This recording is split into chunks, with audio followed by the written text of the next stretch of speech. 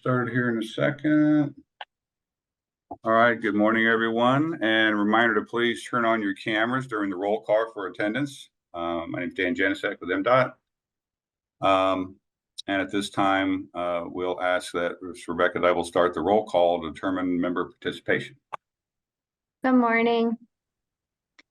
City of Annapolis, Anne Arundel County, Here. Baltimore City, Here.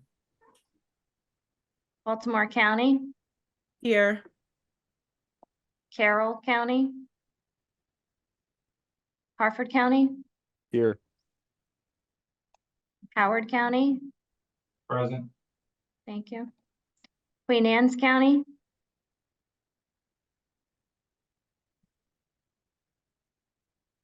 MDOT, Here. MDE, Here. thank you. MDP, Here.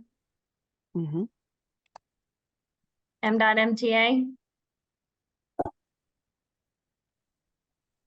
MDOT SHA. Wait a minute. Rebecca Albert is responding for MTA. I'm here. Okay, thank you. MDOT SHA.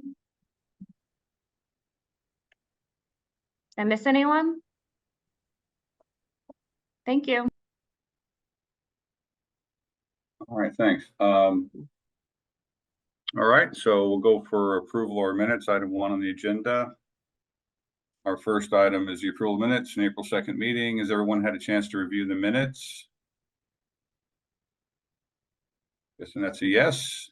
So can I have a motion and a second to approve the minutes?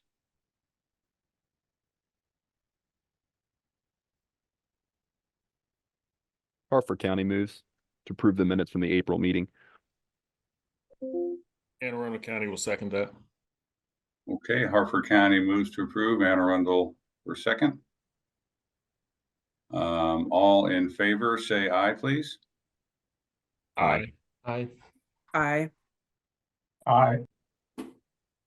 Okay, members that are not in support, please say nay if there are any. All right, the minutes are approved. We'll now move on to the action items. Item number 2 is a recommended action on resolution 24-3. We'll now be briefed on this resolution, which involves requests from MDOT MTA to add the Chrissy grant awarded to complete the Penn Camden connector to the FY 24-27 tip. And I'm going to ask Mr. Keith Kuchark to introduce this resolution. Thank you, Dan, and good morning. As Dan mentioned, in Resolution 24-23, MDOT MTA is requesting to add one project to the 2024 to 2027 tip. The Penn Camden connector will add $11 million in consolidated rail infrastructure and safety improvement funds to FY25 for engineering. This project is scheduled to go to the ICG on May 15th for determination of conformity status. And at this time, I'm going to go ahead and turn it over to Jamie Richardson from MTA to present the details of this project. So, Jamie. Thanks, Keith, and good morning, everyone. So just go through the background, apportionment schedule, and the benefits of the Penn Camden Connector project. Next slide. So for background, as Keith mentioned, we were awarded a Chrissy grant for this project. So this amendment would add it to the tip, and we've received with the grant and our state match, it will be $11 million in engineering funding for the project. The total estimated project cost is $232 million. So that would be for the rest of design and construction. And we're looking at additional grant opportunities for that. Next slide. So this project would provide a connection between the Northeast Corridor and the Camden line, utilizing existing railroad right-of-way north of BWI. So with this project, Penn Line trains would be able to access the storage and maintenance that we have at Riverside Yard. And so Mark would be able to more efficiently bring its locomotives to Riverside and reduce the needed train storage at Amtrak's Penn Station. So as I mentioned with the apportionment, it adds $11 million in FY25 for Chrissy funding, and we expect to obligate the funding in FY25. And so it's 8.8 million federal with the grant, and then our 2.2 million matching state funds. And so we won the grant last fall. We're going to kick off the project this spring, and then we'll wrap up 30% design in fall of 2025. And as I mentioned, the team is seeking additional funding opportunities to continue design and then move into construction. And that's what I got on the PCC. So here's my contact information if there are any questions. Thank you, Jamie. Anybody? Okay, well, first of all, let's see. We'll now ask for a member to move for approval of resolution 2423 and then a second.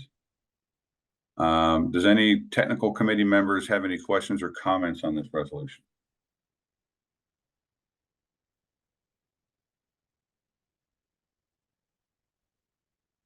Okay, we'll now ask if members of the public have any questions or comments on the resolution. If so, please indicate you would like to comment in the chat box, and Regina's going to check and see if there's anybody in there who wants to comment.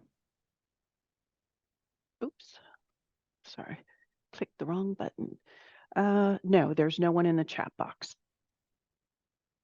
Okay, well, Jamie, no questions. Thank you very much. A needed project, and I'm sure folks are looking forward to seeing the design and moving on to construction someday. Okay, Dan, can we move back and get the motion in a second before the vote? Yeah.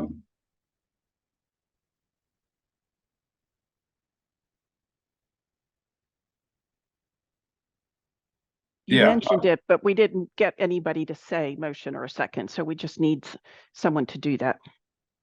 Oh, okay. So yeah, there's just no pause there. So we'll ask for a member to move for approval. Howard County motions for approval. Okay, Howard County motions for approval. Baltimore County seconds. Deborah from Baltimore County seconds. So now we go back to questions, Regina?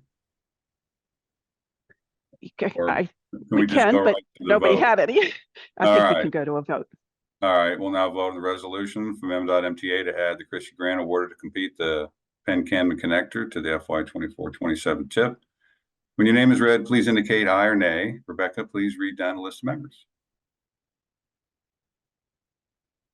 Anne Arundel County, Aye. Baltimore City, Aye. Baltimore County, Aye. Harford County, Aye. Howard County, Aye. Queen Anne's County, MDOT. Aye. Thank you. Okay, the resolution is passed. Okay, we'll move on to item number 3, appointment of a nominating committee for the technical committee officers. So we're going to appoint the nominating committee to recommend a slate of officers for the technical committee fiscal year 2025. And will Carroll County and Harford County serve on the nominating committee? Yes, Dan, Hartford County accepts. Thank you. Okay. Carroll County isn't here today, but they will also participate. Okay, great. Thank you, Regina.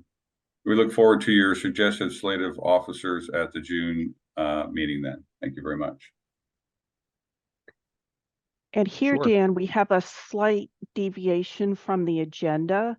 Our presenter, Crystal McDermott, has a medical situation, is not available today. So we're going to move right into agenda item number 5, which will be Monica Haynes-Benketta, and I will pull up her presentation. Okay, thank you. Yeah, Monica's going to give us a review on current and upcoming public comment periods. Yes, if I can find it. And then after Monica, I think Todd's going to join the meeting, or he's joined. He's going to share Yeah. the So training opportunities. Right. Why do I not have Monica's here? It is hiding somewhere. All right, let me go down here. Now I can actually, sorry about this. We're in a different, now I'm in a different setup altogether. Todd, can you bring up Monica's?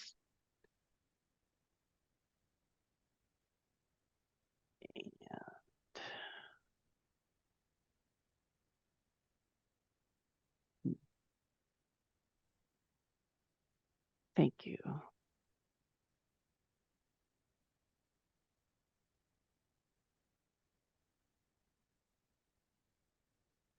Okay. So can everybody see this on the screen? Yes. Yeah. Yeah, okay, Monica, please go ahead. Okay, thanks. Good morning, everyone. Just wanted to give an update on the recent activities we've been doing on public engagement. Today is the closing date for a comment period related to the federal certification of the BRTB. Every 4 years, FHWA and FTA come visit, and they do an audit basically and a review of the BRTB, and check with stakeholders and committee members to see how they think the BRTB is following guidance for transportation planning. And this process is called federal certification. And over the past 4 years, we've reached thousands of people to share information and get feedback on plans and projects. And so far, we've heard from about 30 people, 38 people who've shared over 200 survey responses and 16 comments. Again, the comment period closes at midnight tonight, and we look forward to reviewing that information and sharing it with the federal team, who will be reviewing everything and providing a report for us in the coming weeks. We also have just launched yesterday a project, the phase 2 project for the PRG Stony Run. That's the Patapsco Regional Greenway, Stony Run Trail. It's a new 4-mile trail that we're designing, and we're looking for community feedback. In January, we launched the design process, asking people for their concerns and ideas and suggestions. And we've taken all that information and we've put together 4 different options for where the trail should go. And those 4 options are available for review on a website. You can visit that at publicinput.com/PRG. And we're hosting a community meeting on May 22nd at 6 p.m. in Linthicum at the library. So stop by at that meeting if you want to learn more or share information. Again, the website is publicinput.com/PRG. We're also gearing up to launch Bike to Work Week soon. Launches Monday, May 13th to Sunday, May 19th. And folks can register for a free t-shirt and a chance to win prizes at biketoworkmd.com. In the middle of the month, that same week of Bike to Work Week, we are launching a new project called Bikeable Baltimore Region. We're really excited about this. This is going to be a widespread engagement process where we're going to reach folks around the region to help us develop a comprehensive, safe, and accessible bicycle network for the entire region. And so we're going to be hosting 10 community meetings and doing handlebar interviews to reach folks. So stay tuned to the BMC Engagement Hub or baltimoremetro.org to get more information once that launches. And then also launching in mid-May, we have the 2025 Transportation Improvement Program and the Air Quality Conformity Determination. It's going to include about $4 billion in transportation projects and key projects of interest that we're looking to fund in this TIP is the recently relaunched Redline planning process, And we believe there's going to be money also for the Key Bridge as well. So stay tuned to baltimoremetro.org for more information about that. And then lastly, just wanted to highlight, we had a comment period close on our transportation planning budget. Some of you may know that as the UPWP, but we are working on plain language. So we promoted this as the transportation planning budget, and we invited stakeholders and the public to weigh in on what we're planning and investing in next. We've looked at all the comments and shared responses. And we're excited because we had about 20 people who participated, which is double the number of folks who normally weigh in or weighed in last year. So we're excited folks are finding the information easy to understand and easy to participate. So the information about that, if you're curious to see all the comments and responses, it's available at publicinput.com/BRTB budget. And that's all I have. Thank you. Thank you, Monica. It's okay, Todd. I'm going to turn over to Todd Lang. He's going to share the status of training opportunities for our members.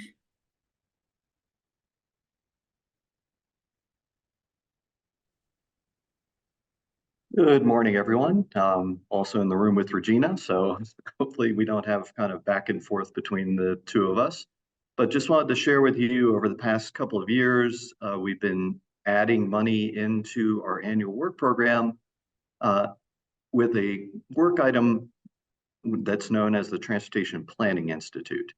So with this, the main purpose is to try to provide some training opportunities to our member agencies and jurisdictions. Since we know that your training budgets are somewhat tight, we want to try to make sure that we kind of build the capacity of transportation planners within the region.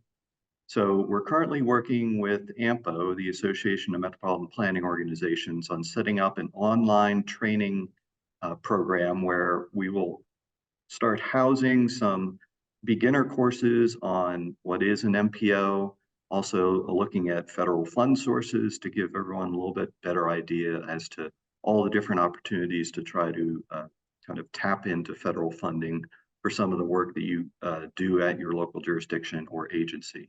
But we also want to highlight that there's other training opportunities that if members thought were interesting, if you wanted to kind of bring it forward and propose these, we could work with the executive committee on trying to register different members for some of the courses. Up on the screen right now are some potential courses of interest from the National Transit Institute, including some Title VI programs, looking at transit asset management programs, different items that might be of interest either to your local planners and or your lots agencies, and we could potentially try to expand that into that area, since we have another work program item for doing training with the lots agencies.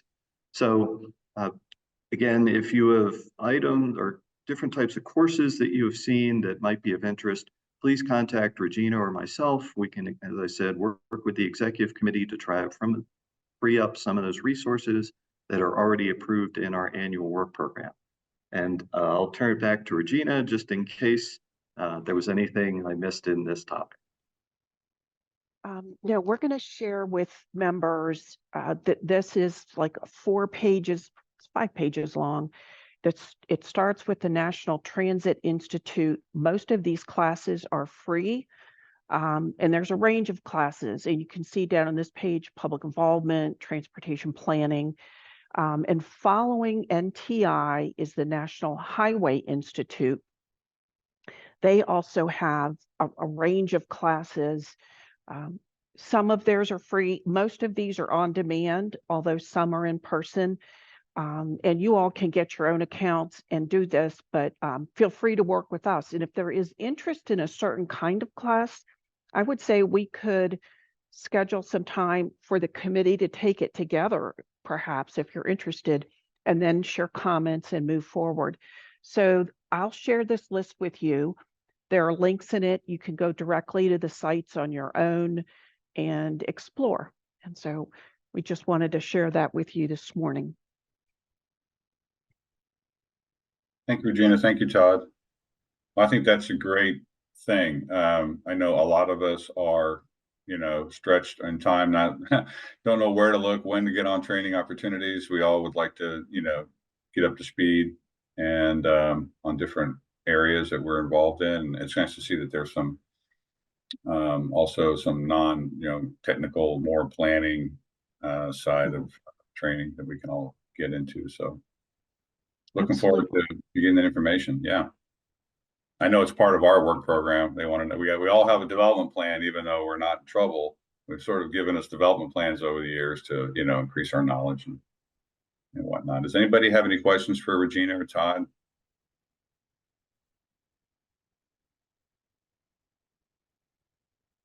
Okay, hearing none, it's a quiet group today.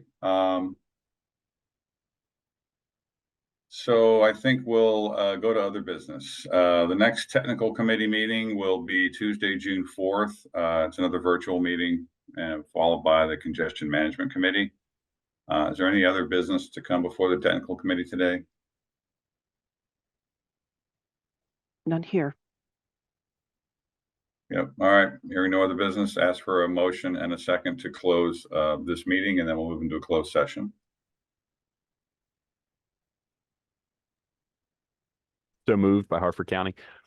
All right, Sam from Hartford County moves to close.